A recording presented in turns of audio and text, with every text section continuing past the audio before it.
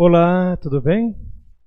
Chegamos à nossa quarta catequese sobre São José e hoje nós vamos tratar sobre São José nos Evangelhos.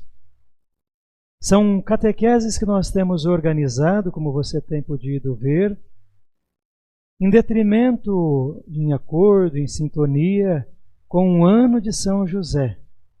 Um ano que marca os 150 anos da proclamação de São José como padroeiro universal da Igreja Católica.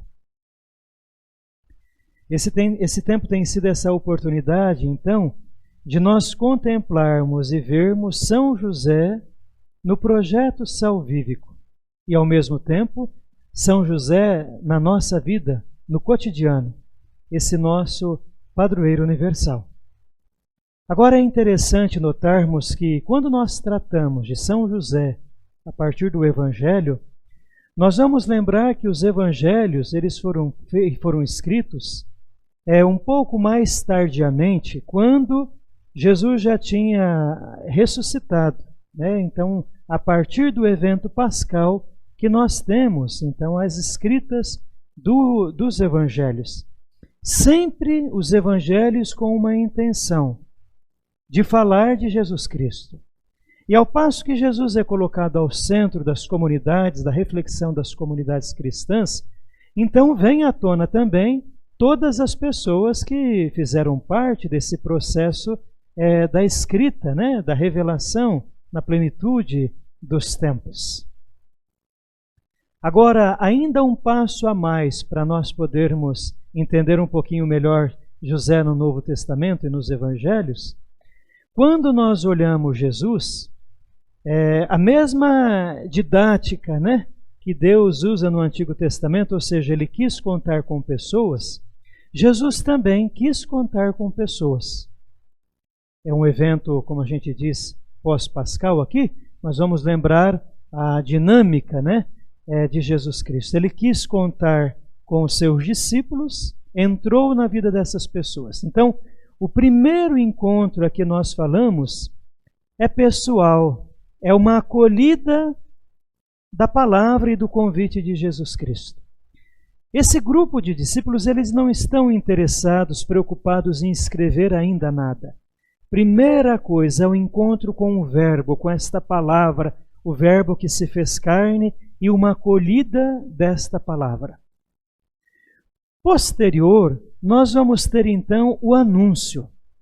Essas pessoas que se encontraram com Jesus Cristo, elas não retêm para si esse verbo, mas elas partem. Lembra João 4, quando nós temos lá o encontro com a samaritana, o texto diz que ela apressadamente vai à cidade, ao vilarejo, ela fala de uma forma tão bonita, tão encantada, que a cidade toda vem ao encontro de Jesus, não é?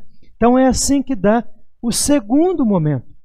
E nesse momento de anúncio agora da palavra, também não estão preocupados em escrever a palavra de Deus. Agora, tem uma intenção aqui também. Aquelas pessoas que se encontraram com Jesus teriam ouvido dele dizer assim: eu vou para o Pai, vou preparar um lugar, depois eu vou voltar, e quando eu voltar ainda eu vou encontrar alguns de vocês vivos. Síntese assim da manifestação. Esses primeiros cristãos pensaram, nesse primeiro momento, de uma vinda iminente de nosso Senhor Jesus Cristo. E aí nasce então a terceira fase. A terceira fase é esta: Jesus não voltou, os apóstolos, a maioria, foram martirizados, também os discípulos e algumas pessoas. Acontece a diáspora, ou seja, por conta de sobrevivência, fugindo da perseguição, esse grupo de cristãos também vão se espalhar por vários lugares, várias cidades, e vem uma preocupação. Se nós não tivermos nada escrito, corre-se o perigo de que as novas gerações não conheçam a mensagem de Jesus. E é somente agora, então, que nasce esse período da escrita do texto sagrado. Primeiro de tudo, tem essa intenção de apresentar Jesus Cristo e nas suas comunidades, trazendo ao centro Jesus Cristo e as experiências que cada uma daquelas pessoas tiveram e agora são experiências inspiradas por Deus. Nós vamos ter então, portanto, São Marcos, que vai ser o primeiro evangelista escrito entre o ano 60, 65 até o ano 70. Ele escreve para a comunidade de Roma, é um evangelista que tem pressa para a conversão das pessoas. Depois nós vamos ter Mateus, que vai estar ali no ano 75, 85, escrevendo para a comunidade de Jerusalém. Depois nós vamos ter Lucas, o ano 80, o ano 90, que escreve para o amigo Teófilo, para as comunidades não necessariamente judaicas, mas gregas que converteram-se ao cristianismo e estão fazendo o processo. E por último, nós vamos ter o Evangelho de João, ali por volta do ano 100, que escreve para os santos, para as igrejas. Comunidades pequenas, comunidades um pouco mais distantes. E aqui nós temos então este quadro dos sinóticos mais João, no período da escrita dos mesmos. E por que a gente começa falando já sobre isso? Porque o Evangelho é a nossa fonte principal para conhecer São José no projeto dele. Sobretudo os Evangelhos de Mateus e Lucas, que retrata a infância de Jesus Cristo. E nos Evangelhos nós encontramos então o núcleo, né? A nossa parte principal da nossa fé, que é Jesus Cristo. Ele vai revelar assim o rosto de Jesus Cristo. Sobretudo os Evangelhos, como eu já disse, da infância de Jesus Cristo. Ao todo, são 14 vezes que aparece o nome José nos Evangelhos. Olha que isso parece a princípio pouco, mas é um número bastante volumoso nos seus 26 versículos dedicados à infância, e por isso São José é contemplado também. Agora, mesmo com esta riqueza, nós não sabemos muitas coisas sobre José. Nós não sabemos quando ele nasceu, onde ele nasceu. Nós não temos o nome da mãe.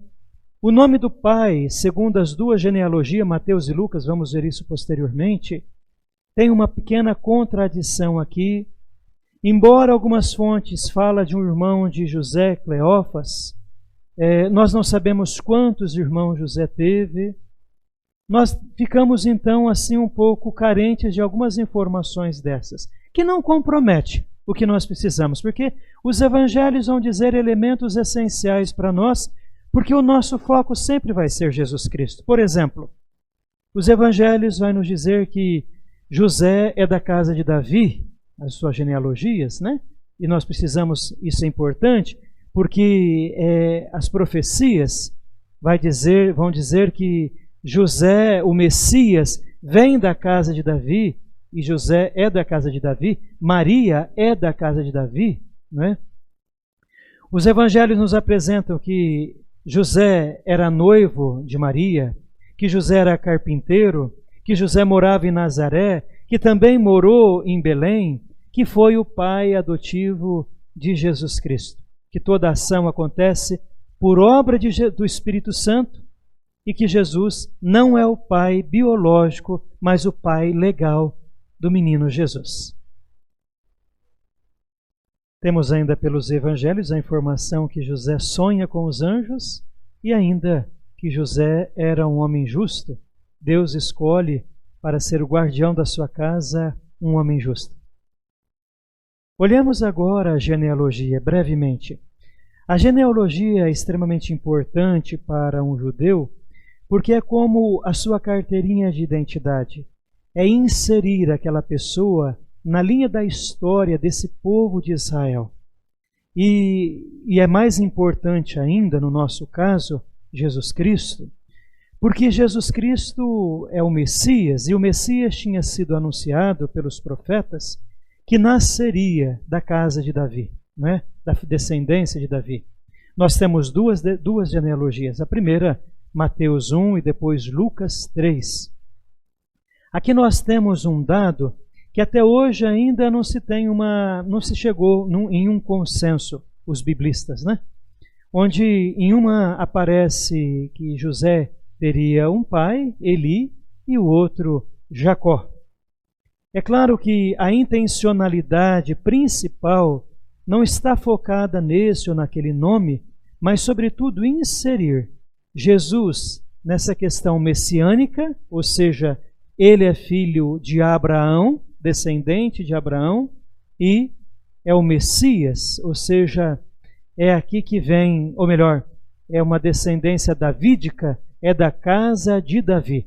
E Jesus, então, está nessa linhagem histórica, e José entra nessas duas, né? Porque a genealogia sempre conta a partir do homem, e José está ali.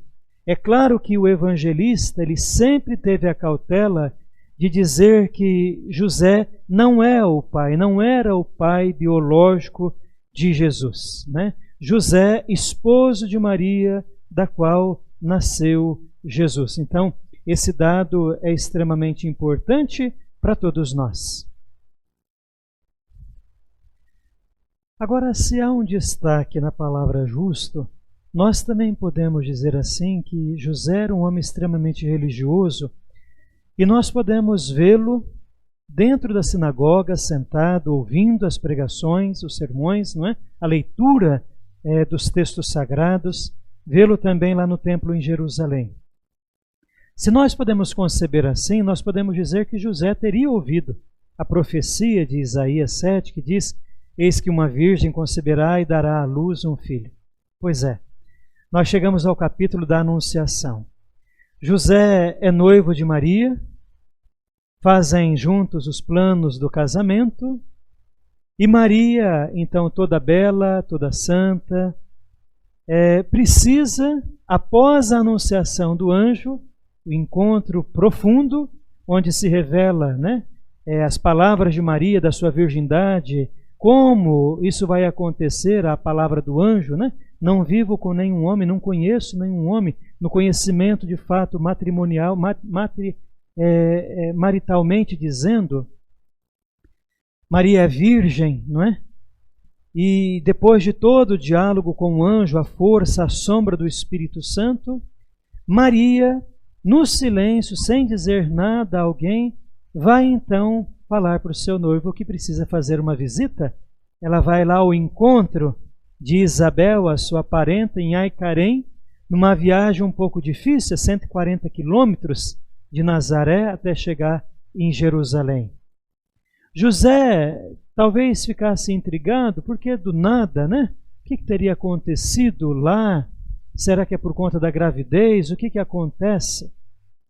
No entanto, ele está ocupado como um artesão, como um carpinteiro, em preparar a casa onde o casal vai morar depois do casamento, não é? Maria fica um tempo, também a revelação de tudo o que acontece lá na visita na casa de Isabel e Zacarias. O certo é que Maria, depois dessa visitação, a sua prima Isabel, ela vai regressar a Nazaré, e aí novo capítulo da história de José vai acontecer. O que nós temos ali? Nós temos coisas importantes, não é verdade? Quando José talvez tivesse recebido a notícia que a caravana volta para a cidade, e nessa caravana está sua bela, sua amada Maria, prontamente, com aquele desejo de mostrar a sua casa, o andamento, a casa adiantada, os preparativos, vai ao encontro de Maria, ou Maria vem ao encontro de José, e tem uma surpresa. Maria ficou 3 meses, né, lá na casa de Isabel, e agora volta, e volta grávida. José se espanta com essa situação, porque ele tem certeza que aquele filho não é dele. O que teria acontecido? Uma infidelidade? Mas ele conhece a pureza, a candura, a beleza, a alma pura de Maria. Não coloca quase que isso em evidência. Alguém teria violentado, porque no perigo desses 140 quilômetros, isso poderia também acontecer. O certo é que no seu íntimo, José pensa em despedir Maria. Aqui, José vai, cansado, planejar deixar Maria. E é bonito aqui esse aspecto, queridos ouvintes, porque ao fazer isso, José quer poupar Maria. José quer colocar sobre os seus ombros toda a responsabilidade. Em que sentido? Se tudo aquilo viesse à tona e José dissesse o filho não é meu para o sacerdote, Maria seria acusada de adultério e seria então apedrejada. Uma das mortes, uma das condenações, né, seria apedrejada. Maria poderia dizer que teria sido violentada e José devolveria, então ela ficaria com os seus pais, humilhada, a sorte, né, da história. O certo é que José, tirando a sua vida de cena, estaria poupando, porque teria o comentário na comunidade que homem é esse que parecia tão justo, tão bondoso, tão honesto, e agora abandona a sua casa, a sua esposa, na hora em que ela mais precisa? Olha a beleza de São José, preocupação. Querendo poupar a sua bela Santa Maria, aceita esse sacrifício. E aqui nós lembramos até mesmo o sacrifício de Abraão, não é? Que tem o seu filho da promessa e agora, na angústia, precisa apresentar em sacrifício. Aqui está o sacrifício de José. Mas antes de partir, ele vai descansar algumas horas, porque precisa partir de manhãzinha na surdina, não é? E é aqui que Deus surpreende. Deus tem os seus planos. E o anjo vai aparecer e vai dizer: José, tudo que Maria disse é verdade.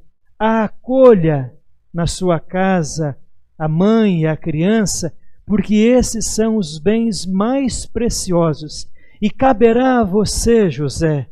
E aqui revela-se para nós a legalidade, né? O pai legal. Caberá a você, porque cabia ao pai dar o nome ao filho. E aqui a natureza e missão. Jesus é divino, humano por Maria, e a missão, o nome de Jesus, que é o Salvador, e nós vamos ver no ato seguinte. É muito bonito conceber isso em José, não é verdade? Porque mais do que preocupado com a sua reputação, nós podemos voltar o nosso pensamento para João 15, quando Jesus vai dizer assim: ninguém tem maior amor do que aquele que dá a vida por seus amigos. Nós vemos isso em José. E agora um olhar, porque quando José acorda, ele vai fazer tudo aquilo que o anjo teria dito. E vai acolher Maria, não é? E aí nós vemos o casamento de José e Maria. A história torna isso em pintura, em ícone, né? Embora o Evangelho não fala como foi, não nos retrata como teria sido este casamento. Mas as fontes históricas da época nos dão os elementos precisos. E só para a gente ter esse dado, né? O rapaz, então, ele saía com um cortejo luminoso em direção à casa da noiva. Isso depois de todos os rateios lá atrás, entre os pais, quem aceita, né, os dotes, aquela coisa toda. A noiva está lá na casa dos seus pais, com um grupo de moças. O rapaz veste como que uma veste por cima da roupa, uma mortalha, lembrando mesmo que é dia de festa, que aquela mortalha lembra que o homem é mortal e que ele deverá fazer de um tudo para levar adiante o seu casamento. A moça está lá vestida de branco, com véu na cabeça, sandálias douradas nos pés. O rapaz chega na moça, na casa, a toma, e os dois cortejos agora então vão em direção para uma nova casa, que é a casa do rapaz. A casa que o rapaz prepara, que vai ser a casa do casal. Ali está montado um baldaquino nupcial, à frente, onde está o sacerdote à espera, para fazer o gesto do casamento, o rito, com as taças, o vinho, a alegria. Somente o casal bebe daquela taça e tudo mais. E a partir deste momento, então, com a bênção do sacerdote, o casal que viveu dias de jejum, de penitência, de purificação, de leituras do Salmo, de leituras espiritual. Então, casados vão viver a sua vida de festa, vão se alimentar para um casamento de uma família mais rica de 7 dias, uma família mais simples 3 dias, de muita festa, e depois o rapaz entra para dentro do quarto com a sua noiva para consumar. E nós sabemos, pela tradição da igreja, que José e Maria viveu um amor verdadeiro, puro, o puro amor, sem a consumação deste ato. Agora, após o casamento, esse casal começa os preparativos para a chegada do seu bebê, do seu menino. Maria, toda a questão de enxoval, José, sendo um artesão, preparando ali o berço da criança. Quando tudo parece tranquilo, talvez no seu coração, no coração de José e Maria, porque são homem e mulher do culto da religião também, teriam ouvido que esse filho, além de ser da descendência de Davi, nasceria em Belém, que é a casa do pão. Agora, vejam só, nesse período vem um edito, chega-se na cidade esse edito do recenseamento. Quando César Augusto, ele proclama, nós podemos imaginar José lá na frente, na praça, junto com os outros homens da cidade, ouvindo desta contagem das pessoas, e cada qual deveria ir à sua terra natal, e a terra de José era a terra de Belém, a terra de Davi. Deveria, com uma mulher grávida, com um gasto que não estava nas suas contas, porque vai ter que precisar de se alimentar, vai ter vários quilômetros de travessia, vai ter que alugar um lugar lá, todos esses gastos, a dificuldade, a mulher está grávida, vai ter que encontrar filas quilométricas. Tudo isso não estava e agora começa a fazer parte da vida de José e de Maria. Mas eles não vacilam, nem vão ter uma fé tíbia, vacilante, murmurante, não. Vai partir em busca desta Belém. Quando chegam a Belém, aquela surpresa. Belém, a gente pode imaginar, uma cidade pequena, muitas pessoas estão chegando e saindo dessa cidade, está cheia e por isso não tem lugar para o menino Jesus. Vocês vão lembrar que quando nasce o menino, se coloca aquela palavra, nem na hospedaria, porque a hospedaria era tipo de um lugar, um muro fechado, onde algumas pessoas acampavam ali, e somente os ricos tinham um quarto.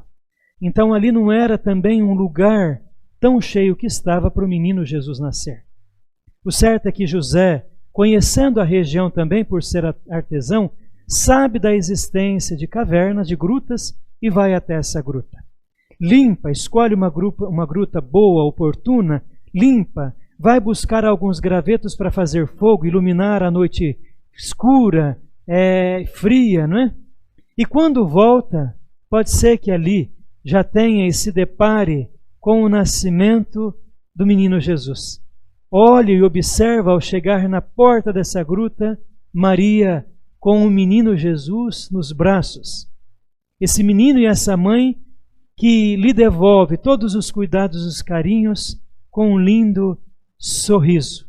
E José outra coisa não faz a não ser adorar o menino Jesus.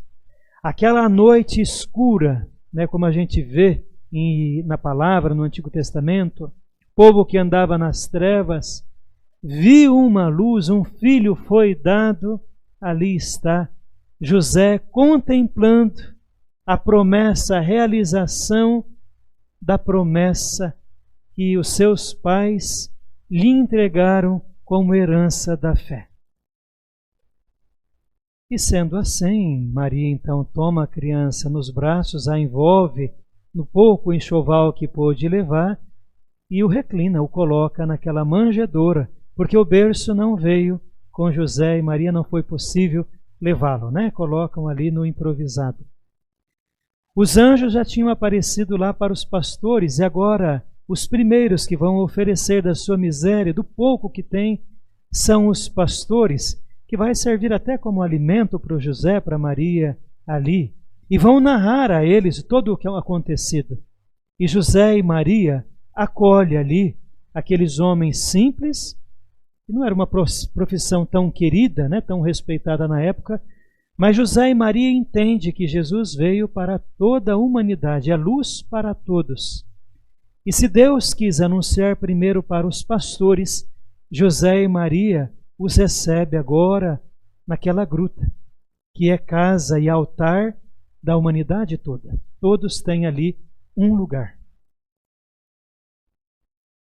A gente também pode imaginar, dado o texto bíblico, né, que a cidade, as pessoas não tinham interesse de ficar em Belém, elas vieram para fazer o seu recenseamento e já voltavam.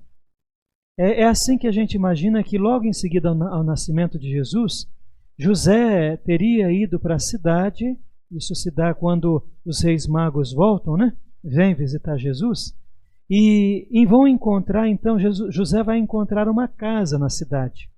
E aqui é um dado importante, porque nós temos uma outra cena que é a circuncisão. É um rito importante no culto da religião judaica. Levítico 12 mostra isso, que ao 8º dia a criança, o menino, deveria passar por este rito. Era um rito que se dava na maioria das vezes ali mesmo, na casa do recém-nascido, com umas 10 pessoas, sendo uma delas o padrinho que segurava o menino no colo. E o pai, então, cabia a ele dizer essas palavras: bendito aquele que nos santificou com os seus mandamentos e nos ordenou de introduzir a este na aliança de Abraão, nosso pai. Então, Jesus aqui, ele é filho da humanidade, mas também é filho de um povo, faz parte desta linhagem. E um outro elemento importante aqui nesse rito é que José agora proclama para todo o mundo, em viva voz, pela primeira vez, depois do que o anjo tinha dito, o nome de Jesus. Era papel do pai, e isso trazia a legalidade, né, a filiação legal, legítima, dizendo assim, desta paternidade legal, né, não biológica, nós sabemos disso. E é a primeira vez, então, que José vai dizer, a criança vai se chamar Jesus, que significa o Salvador. Agora, 40 dias depois do nascimento de Jesus, se dá a apresentação de Jesus no templo e a purificação de Maria. É mais um elemento importante, nós podemos ver José, Maria e o menino entrando, tomando as ruas, como um casal, como outros casais ali, ninguém conhece. José traz na mão aquela gaiola com um casal de rolas ou um par de pombinhos, na verdade. Maria sorrindo com a criança, a roupa própria, né, tanto da mãe, da criança, do pai, é roupa de culto, simples, mas bem vestidos. E quando se deparam, então, com Simeão e Ana, às portas do templo de Jerusalém, que vão proclamar as belezas, né, a realização, reconhecendo, quando Simeão toma aquela criança e reconhece ali a divindade, Jesus, como o Messias esperado, aguardado. E qual que é a beleza de José e Maria aqui, que nos salta aos olhos? A capacidade que José e Maria sempre têm de se surpreender. Ficam admirados, acolhe tudo aquilo dentro de si. E mais uma vez, isso acontece com José e Maria ali no templo em Jerusalém. Então, cumprindo todas as prescrições da lei, a Sagrada Família então vai voltar para Nazaré e é ali que essa criança, né, vai crescer. É claro que antes nós temos a questão ali também da visita do anjo, a visita dos reis à Sagrada Família.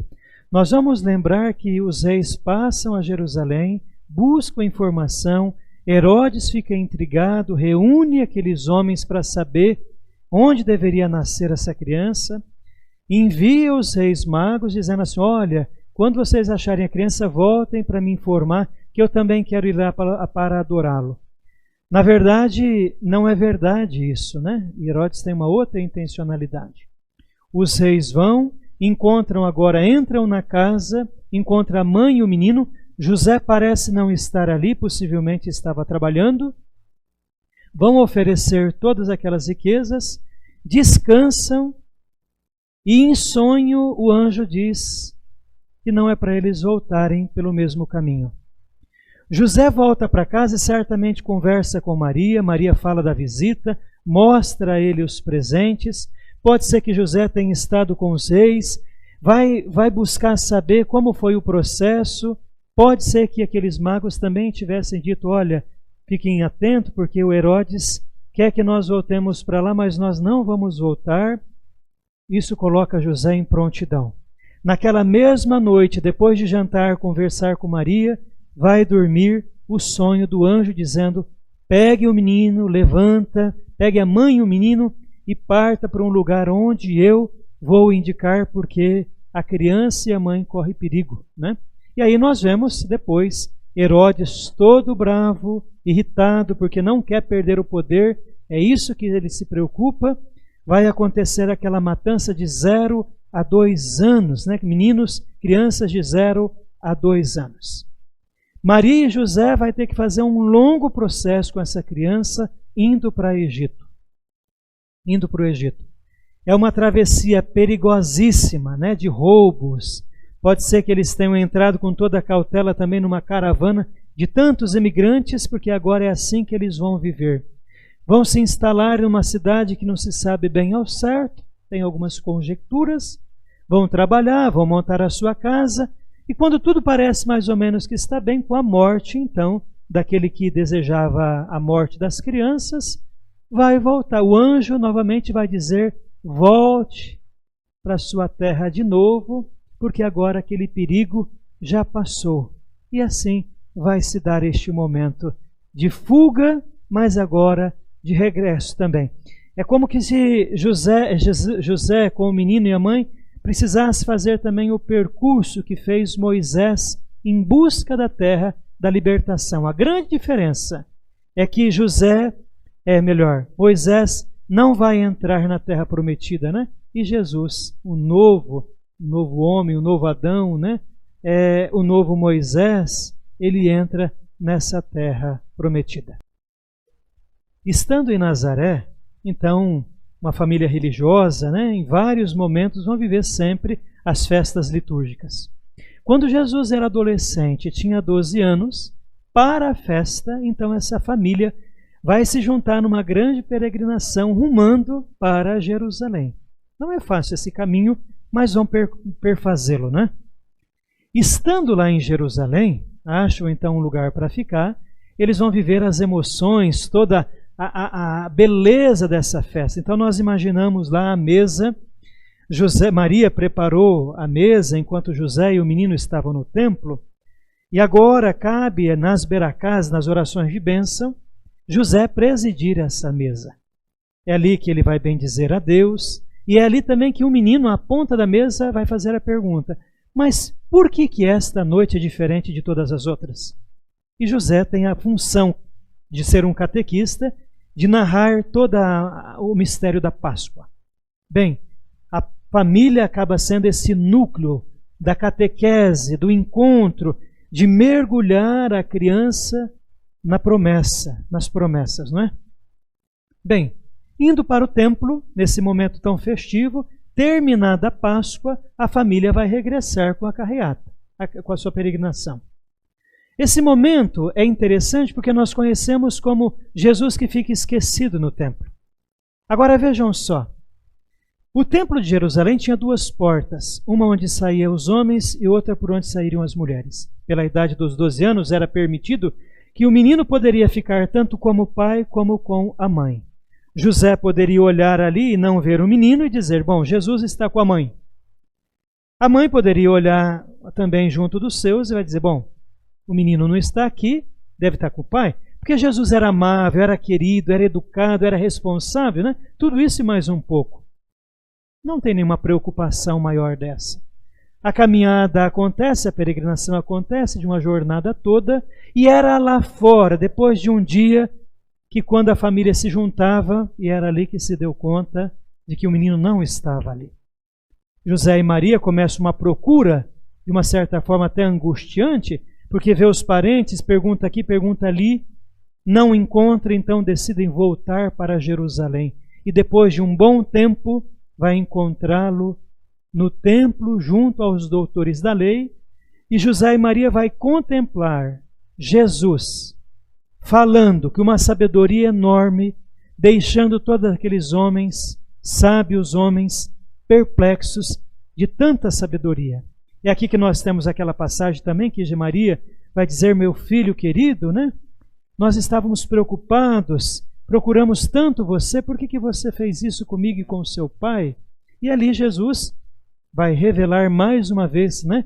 Que aquela casa é a casa do Pai, quase que dizendo para toda a humanidade, né? Que ele é filho de Deus. Aqui não diminui Maria, tampouco José, mas é um momento de revelação. O certo é que, passando isso, Jesus volta com José e Maria para Nazaré e ali é extremamente doce, obediente, vai crescer. A partir daqui, nós não temos mais nada sobre Jesus. Nós não sabemos quando morreu, que jeito que morreu, como morreu, a não ser algumas histórias, alguns fatos que no próximo vídeo nós poderemos assinalá-los. Assim nós terminamos a nossa quarta catequese, Jesus no Evangelho. Desejo a você um grande crescimento, mergulhe nessas fontes, tá bem? Um beijo na sua alma, até o próximo encontro.